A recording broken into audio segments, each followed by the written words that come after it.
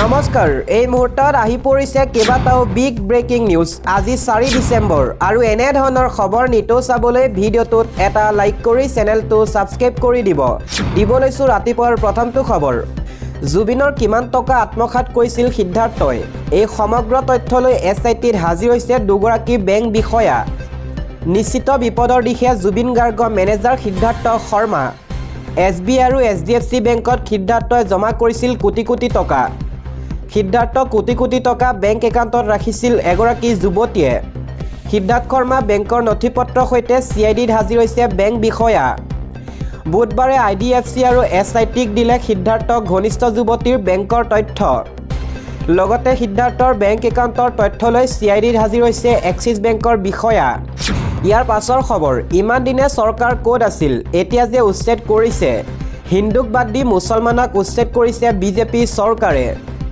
যদি আমি বাংলাদেশীয়ে ৰেচন কাৰ্ড আধাৰ কাৰ্ড কিয় দিছিলে হিমন্ত চৰকাৰে হিন্দু মুছলিম কৰি আমাক বঞ্চিত কৰিছে ইমানে যদি বেয়া পায় হিমন্ত চৰকাৰে গুলি কৰি মাৰি পেলাওক আমাক উচ্ছেদস্থলীৰ পৰাই কান্দি কান্দি চৰকাৰৰ বিৰুদ্ধে এনেদৰে ক্ষোভ বুজাৰিছে উচ্ছেদিতই দিবলৈছো আন এটা খবৰ ক্ৰেগৰ প্ৰতিবেদনত উন্মোচিত হৈছে অসমৰ বিত্তীয় ভৱিষ্যতৰ ভয়াৱহ ছবি 7 বছৰত চৰকাৰে আদায় দিব লাগিব ৬৮,৪৫২ কোটি টকাৰ ঋণ আগন্তুক 7 বছৰৰ ভিতৰত চৰকাৰে পৰিশোধ কৰিব লাগিব ৫৫.০৪% ঋণ 7 বছৰৰ পাছত পৰিশোধ কৰিব লাগিব ৫৫,৯২৩.৬৬ কোটি টকাৰ ঋণ ২০১৯ আৰু ২০ বৰ্ষত ৰাজ্য চৰকাৰৰ বকেয়া ঋণ আছিল ৭২,২৫৬.৫২ কোটি টকা ২০২০ৰ পৰা ২৪ বৰ্ষত ঋণৰ পৰিমাণ হয়গৈ ১,৪৬,৯২৭.৮৪ কোটি টকা ২০১৯ৰ পৰা ২০২৪ বৰ্ষলৈ সুদ পৰিশোধৰ বাবে মুঠ ৰাজহৰ পৰা ৭ৰ পৰা ৯% ব্যয়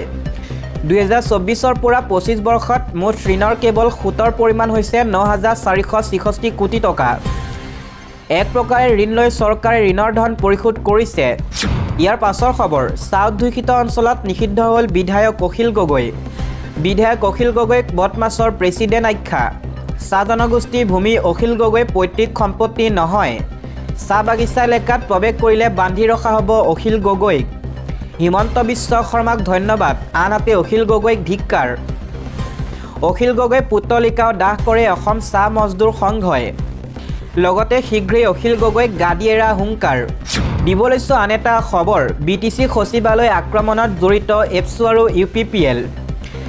আৰু ইউপিপিএলৰ নেতাই মুখ মাৰিব বিচাৰিছিল এই মন্তব্য কৰিছে হাগ্ৰামা মহিলাৰীয়ে মোৰ ওচৰত এতিয়া ডিপাৰ্টমেণ্ট আছে কৰোঁ বুলিলে বহুত কিবা কিবি কৰিব পাৰোঁ মোক এবাৰ হাত দি চাওক জনজাতিকৰণক লৈ চৰকাৰে আলোচনা কৰা নাই বিপিএফৰ সৈতে এছটি এছচিক লৈ এপছু আৰু ইউপিপিএলৰ সৈতে আলোচনা কৰিছিল বিজেপিয়ে আমাৰ দিনত আজিলৈ এই বিষয়ত আলোচনা হোৱা নাই সচিবালয় আক্ৰমণৰ বাবে কোনে মানুহ আনিছিল প্ৰমাণ আছে বিশ্ববিদ্যালয়ৰ ছাত্ৰ ছাত্ৰীক কোনে অনুমতি দিছিল তাৰো প্ৰমাণ আছে এপছু আৰু ইউপিপিএলৰ বিৰুদ্ধে এই বিস্ফোৰক অভিযোগ বিটিচিৰ প্ৰধান হাগ্ৰামা মহিলাৰী আন এটা খবৰ অসম নাগালেণ্ড সীমান্তত ভয়ংকৰ পৰিস্থিতি চকুৰ প্ৰচাৰতে ধ্বংস হৈ গ'ল ৫০টাকৈ ঘৰ জুইত জাহ গ'ল ৫০টাকৈ জুপুৰি ঘৰ ৰক্ষা কৰিব পৰা নগ'ল ৫০টা ঘৰৰ সা সম্পত্তি বৰ্তমানলৈ জানিব পৰা হোৱা নাই কিমান লোক আহত হৈছে ততালিকে ঘটনাস্থলীত বোকাজান আৰক্ষী অগ্নি নিৰ্বাপক বাহিনী উপস্থিত হয়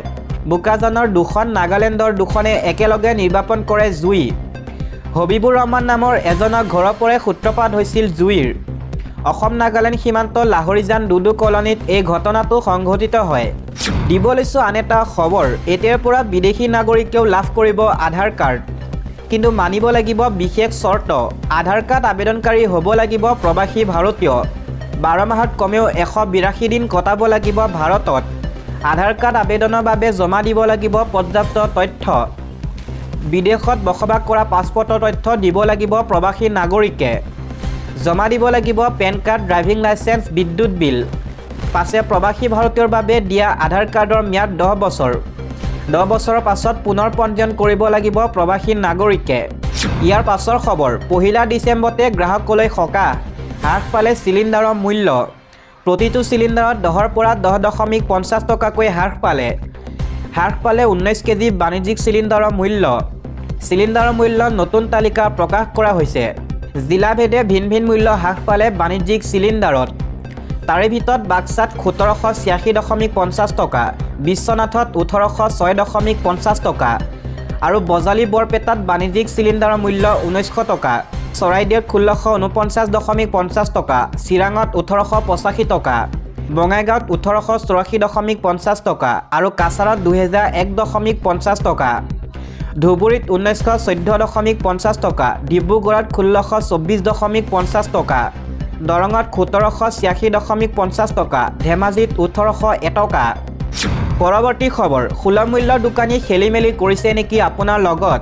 দাইল, চাউল, চেনি, নিমখ লাভত সৃষ্টি হৈছে নেকি অসুবিধা? এতিয়া ফোন কৰক আৰু দিয়ক অভিযোগ। খেলিমেলি কৰিলে পোনপটীয়াকৈ আপুনিও দিব পাৰিব অভিযোগ।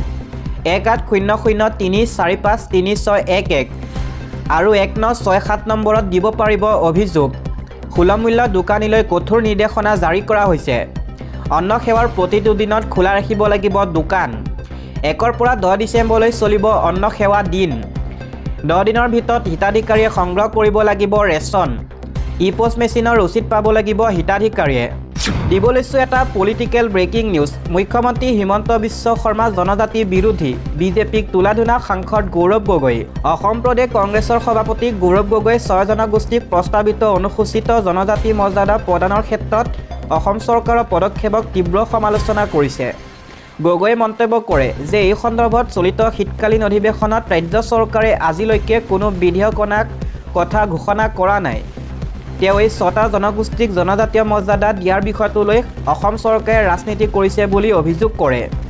মন্ত্ৰী গোটৰ প্ৰতিবেদনে বৰ্তমানৰ জনজাতীয় লোক আৰু জনজাতি মৰ্যাদা যোগ্য জনগোষ্ঠীসমূহক ভাগ ভাগ কৰিছে। এই প্ৰতিবেদনত কোনেও সুখী হ'ব নোৱাৰে, এইদৰে মন্তব্য কৰে গৌৰৱ গগৈয়ে। তেওঁ লগতে কয় যে যদি মুখ্যমন্ত্ৰীয়ে লিখিতভাৱে পৰামৰ্শ বিচাৰে তেন্তে কংগ্ৰেছে সেই অনুসৰি পৰামৰ্শ দিব। গগৈয়ে মুখ্যমন্ত্ৰীক জনজাতি বিৰোধী বুলি অভিহিত কৰে আৰু ভূমি আবণ্টন আইনৰ অধীনত চাহ জনগোষ্ঠীক কেতিয়া মাটি প্ৰদান কৰা হ'ব সেই লৈও চৰকাৰক প্ৰশ্ন কৰে। লগতে তেওঁ কয় যে নিৰ্বাচন আয়োগে ৰাহুল গান্ধীয়ে উত্থাপন কৰা প্ৰশ্নসমূহৰ উত্তৰ দিয়াত ব্যৰ্থ। তেওঁ লগতে জুবিন গাৰ্গৰ হত্যা গোচৰত তদন্তক সমালোচনা কৰি অভিযোগ কৰে যে অভিযুক্ত শ্যামকানু মহন্তক সুৰক্ষিত জিম্মাত ৰখা হৈছে। দিব লৈছোঁ আন এটা পলিটিকেল ব্ৰেকিং নিউজ। সমস্যাবোৰ আওকাণ কৰিছে প্ৰধানমন্ত্ৰীৰ সংসদ নাটকৰ স্থান নহয়, মন্তব্যক উভতি ধৰিলে প্ৰিয়ংকাই। সংসদত আলোচনা পূৰ্বে প্ৰধানমন্ত্ৰী মোদীয়ে বিৰোধী দলসমূহক কটাক্ষ কৰিছিল যে সংসদত নাটক নহয়, কামৰ প্ৰয়োজন। তেওঁ কয় যে সংসদ যাতে ত্ৰিকোণীয় নাটকৰ মঞ্চ হৈ নপৰে। তেওঁ লগতে বিৰোধী নেতাসকলৰ কাৰ্যকলাপৰ ওপৰতো মন্তব্য কৰে।